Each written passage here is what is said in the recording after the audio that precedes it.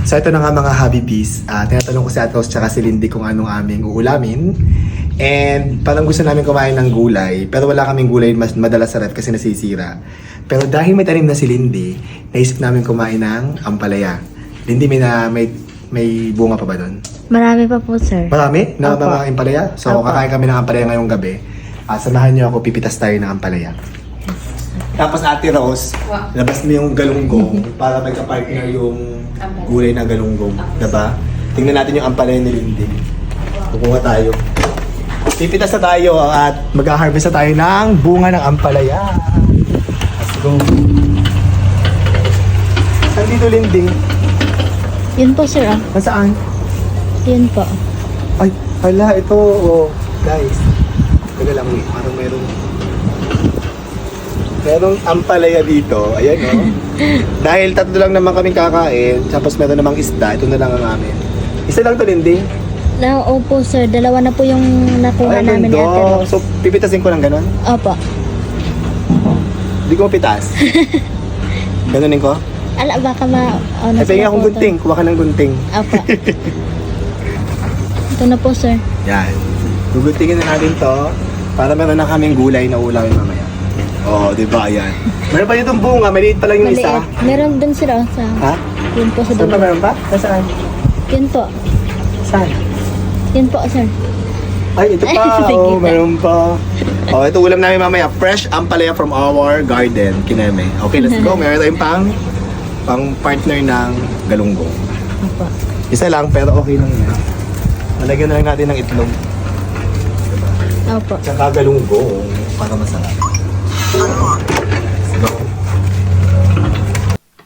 So, ito na. Lutuin na natin ang ampalaya. Ang bagong pitas na ampalaya galing sa aming bakuran. O, di ba? Ang bongga. Hala, oh. Ano siya? Very fresh. Di ba? Fresh na fresh. Galing sa aming bakuran. At libre lang ang aming ampalaya. Yan. Ganda. Yan guys, ha? Ganda, di ba? Kuha ako ng... Hanggang natin ang buto sa gitna. Ayan, oh. Amoy ampalaya. Ay. Lulutuin natin ito ngayon, Lindy. Diba? Actually, meron pa ka palang pinitas ni na Ate Rose tsaka si Lindy nung isang araw. Di ba, Lindy, pinitas pala kayo? Opo, meron. Pang ilan na ba ito? Pantatlo na ba ito? Ang tatlo na. Pantatlo na pala ito yung una, niluto nila. Tapos yung isa, ito. Kaya lang, nahinog na. siya, sir. So yung kalahati lang siguro, tayo namin may isama dito. Ito na yung ating ampalaya, ang bongga. Diba? Ano na natin? Yan. Diba? Ayan, oh. Ganda. Fresh ang aming ampalaya. Galing sa aming bakuran. So, yung gusto ko sa ampalaya is tinatanggal ko yung pait. Ginagawa ko, binababad ko siya sa tubig na may asin. Pero si Happy David, ang gusto kasi noon, mapait na ampalaya. Pero dahil wala siya, at kami ang kakain tatlo dito, so kami masusunod. Kaya ibababad namin sa tubig na may asin. Ako din po, sir. Ano gusto mo? Gusto ko yung binababad sa tubig na may asin. Same kami ni Ate Rose. Opo. Yan. Ikaw, Lindy, anong gusto mo? Kahit ano po. Yan. So, ikaw kahit ano. Kahit ano lang po. Yan, babad natin yung Ate Rose. Yung mga binabad niya, yun natin. Tigil mo dito, Ate Rose. Tapos, babad na namin yung mga kahit 30 minutes. Tapos, saka namin lulutuin. At ang gusto ko sa ampalaya may itlog. So, lulutuin natin mamaya na may egg. Tapos, pwede na tayo magprito, Ate Rose, ng galunggong. Sabi nila na wawala daw yung sustansya kapag binababad sa asin. Pero gusto ko kasi, kaya okay lang. Dead man. No, Ate Rose. Opo, sir. Basta importante, nasarapan kami. Opo. Nawala daw ang sustansya pero ginagawa pa rin namin. Pero okay lang kasi yun ang preference namin. May kanya-kanya naman tayong preferences. Kaya kami, gusto namin ni Ate Rose, ito.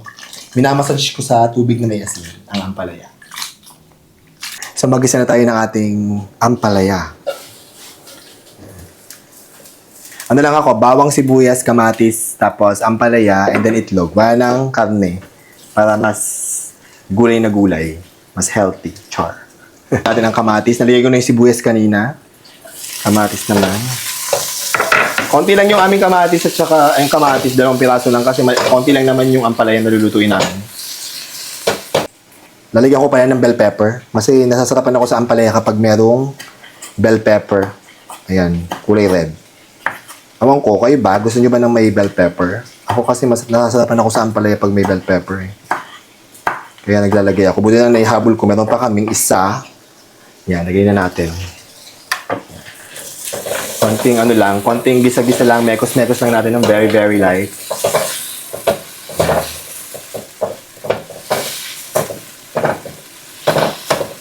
Lagyan natin ng konting asin.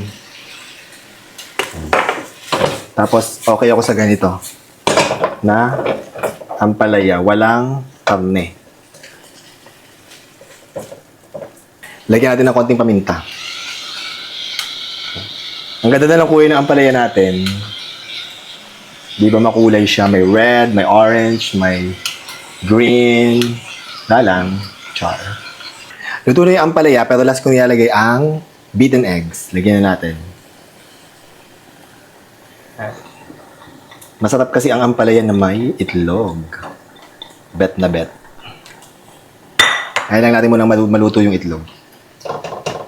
Ito, luto na yung ating ampalaya. Yan. Diba? Ang ganda ng kulay, Lindy. Okay. Kakain na tayo. Gusto ko yung medyo crunchy ng konti. That's it.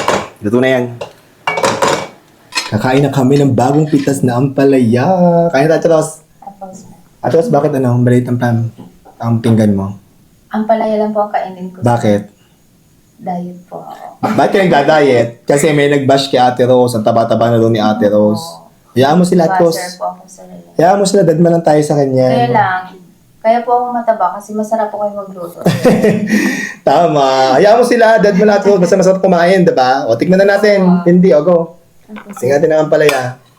Kung masarap na ba ang ating bagong matitikman ko. Ako pa lang muna makakatikim kasi nakapagluto na kayo dati, di ba? Opo, Opo, sir. sir.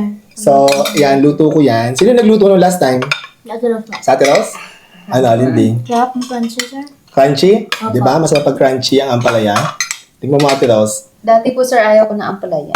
Ay, talaga, di ka kumakain before? Kasi hindi mo gusto yung payat? Opo. Ang pinipili ko lang itlog at kamatis. Okay. Pinipili mo, hindi mo kinakain yung ampalaya. Opo. Yung lahok lang ang kinakain mo. Opo, sir. Tingnan mo yan, ang luto ko is ano lang, medyo crunchy. Malutong po. Malutong, di ba? Yun ang gusto ko din eh. Hindi Okay. siya mapait. Hindi Hindi mapait? siya mapait, sir. Hindi masyadong mapait kasi nga binabad natin sa asin. Opo. Okay, kain na tayo. At may kapartner na galunggong. 4 lang kasi kami ng nilinding kakain. Si Opo. Ate Rose din ayaw kumain. Diet nga kasi. Dahil siya.